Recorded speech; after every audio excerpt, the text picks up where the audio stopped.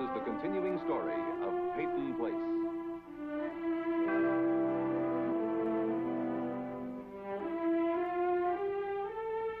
Starring Dorothy Malone as Constance Mackenzie, Ed Nelson as Michael Rossi, Mia Farrow as Allison Mackenzie, Ryan O'Neill as Rodney Harrington, Barbara Parkins as Betty Anderson, Tim O'Connor as Elliott Carson, Christopher Connolly as Norman Harrington.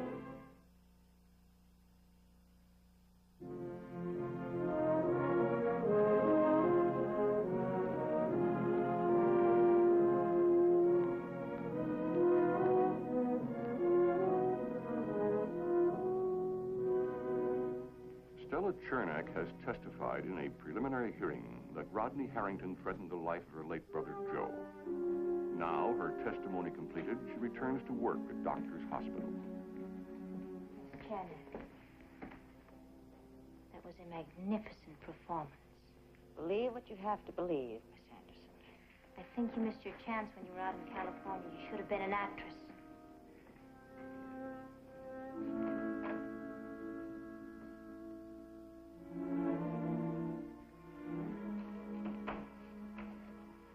I thought you had taken the rest of the day off.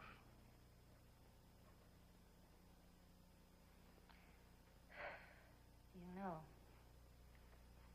Yes, I know.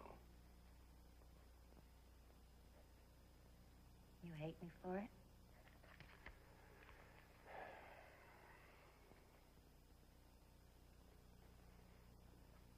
Here you take me under your wing and give me a job.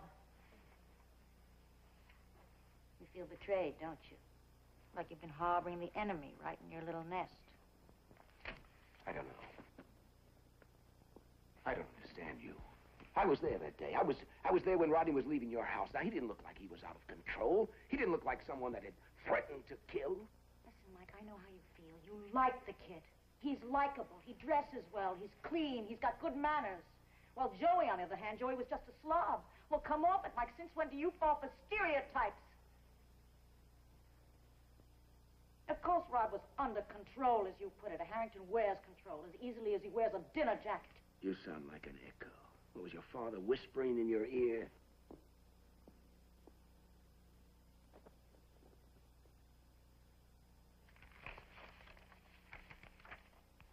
Sure, Rod was cool when he made his threat, but he still made a threat. Cool? You talk about being cool? Well, you win the award for coolness. Look at you. You sit at that desk this close to me, and you never say one word, not one word. What would you have me do, tell you? We would have spent the whole time arguing.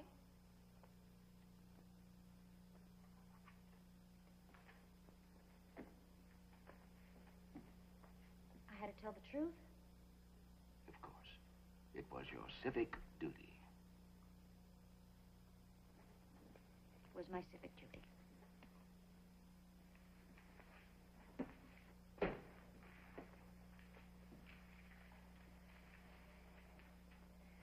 Mike, I'm sorry. I didn't mean to make trouble for you. Would you prefer that I quit working for you, okay?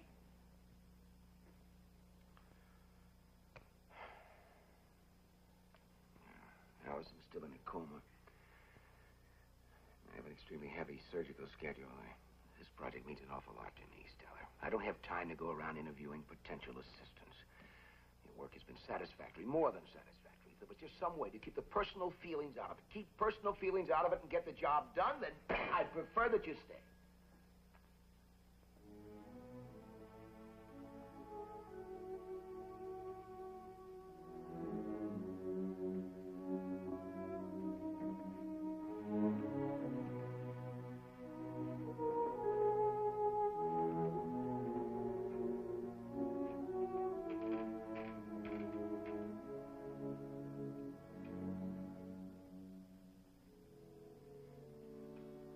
Get back to work.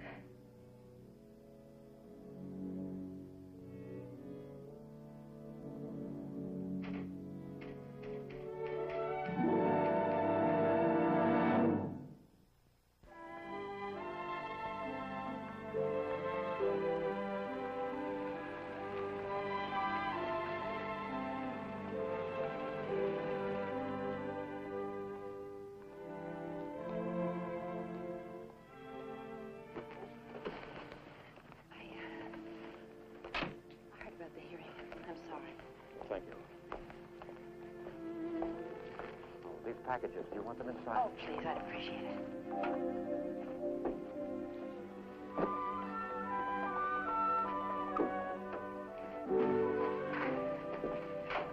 Where shall I put this? Right over there, Leslie.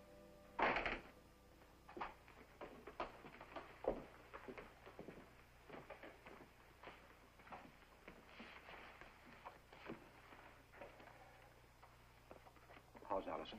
Any change? Nothing. I told the hospital where they could find me. I thought I'd open a bookstore. A few hours a day. But I hardly know where to begin. Well, I have to admit, I wish I were going to be working these next few weeks. There's so little I can do for Rod. You can be with him. I suppose so. But I'm not a man who's used to waiting for someone else's verdict. I know.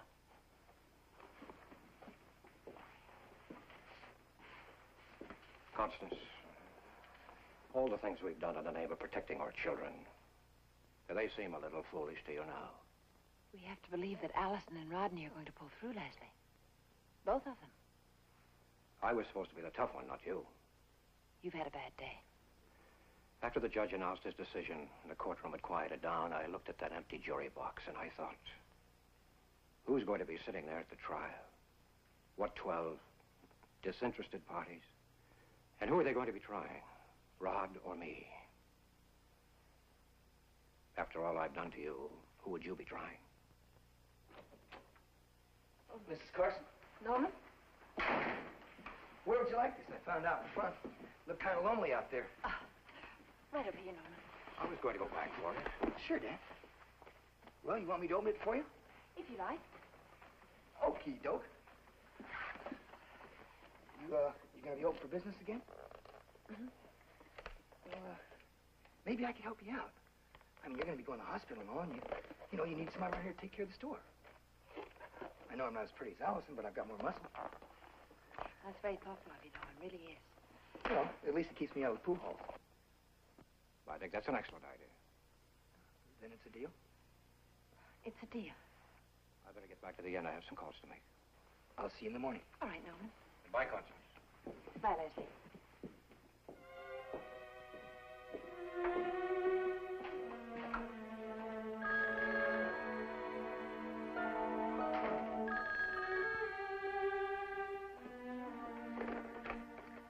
Hello?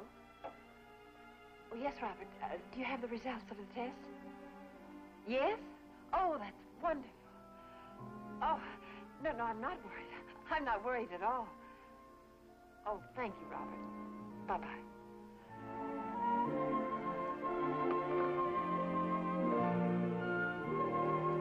Young fellow is good.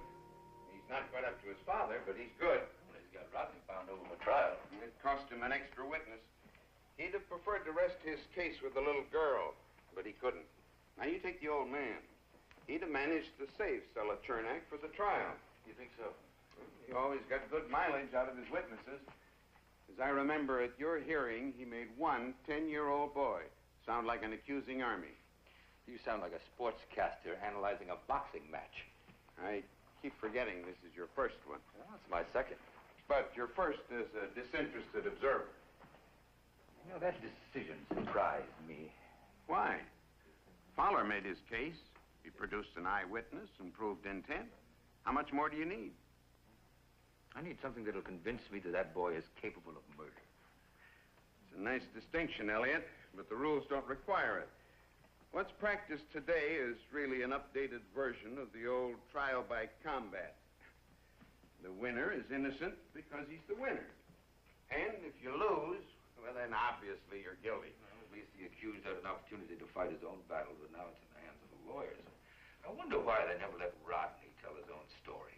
Well, that was a smart move. Oh, coming from you, that's a compliment. What about the transcript? They'll be ready in a few minutes.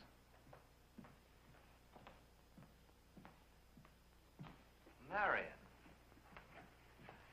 Gentlemen, this is my wife. Marian, I'd like you to meet two worthy members of the press. This is Jim Fogarty of the Hastings Sun. How do you do? And our own Elliott Carson of the local Clarion. How do you do, Mrs. Fowler? How do you do? My wife has told me how kind you've been to her at the hospital. We both found your open letter very moving, didn't we, Marian? Yes. Well, it may be moving, but it hasn't been very effective. Either the person I've been appealing to hasn't read it, or he just doesn't care. I'd like to think it was the former. I would, too. You've got a lot of faith in human nature. Yes, it's amazing. You could so easily hate. Well, I hope my feelings won't change when I face him. Just a minute, Elliott. The letter was moving, but it's not the beginning of a series, is it? Well, frankly, I don't know. It's up to the police to find this man. Don't you make a personal mission out of it. Transcripts are ready. Oh, fine. Now, you give a copy to Mr. Fogarty, Mr. Carson. Sure thing. And I told Mr. Dow we'd send him 3 copies as soon as they were ready. Okay. Well, gentlemen, I'll be seeing you. Bye, Mrs. Fogarty. Nice meeting you. Behind every knight in shining armor, there's a lovely lady.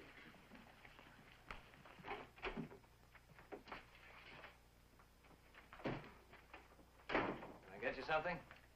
No, thanks. I tell you how glad I am you came down. I hoped you would be.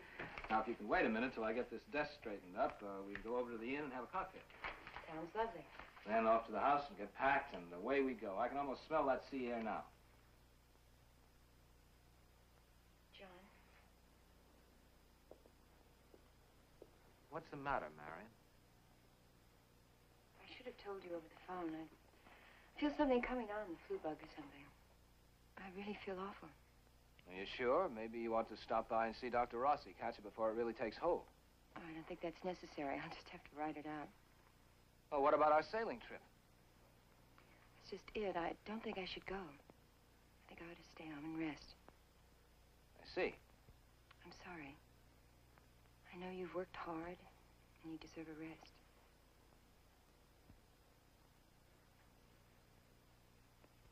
Why don't you go anyway?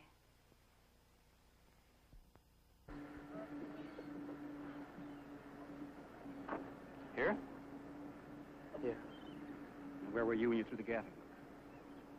I was back there where I showed you. And Joe ducked it. I didn't throw it at him, Stephen. Right, but he thought you did. Yes, I suppose so. What did you do when he fell? While I stood here, I waited for him to get up. I asked him if he needed any help. He spit at me. You didn't touch him again? No, I didn't know he was hurt. I thought he had just had enough. I turned around, I started to go. He got to his feet. He came after me. Did he stop you? Yes, back there where I showed you. How? Did he grab at you? Shot at you? He called to me. He said he started to say that he was going to kill me. I turned around. I waited for him. He came at me. I don't know, Stephen. He got like a dazed, pained look on his face. And then he just crumpled. And? Well, I knelt down beside him to see if I could help him. You ran to him? Why do you say that? You said it. In my statement? Yes. Okay, Rod, tell me again. The gaffing hook, where'd you get it? Why, Joe got it. He got it off the boat. He came at me with it. We wrestled. I got it away from him. Oh, come on, Stephen. Let's get out of here. I want to go see Allison at the hospital. You can't do anything for Allison. You've got to try and help yourself. We've been all over this before. And we'll go over 1,000 times more if we have to. Look, where'd you park your car that night? I didn't. I walked. Where, from that end? From this end? From down here. Okay, let's go. We're going to retrace every step you took, just the way Fowler will.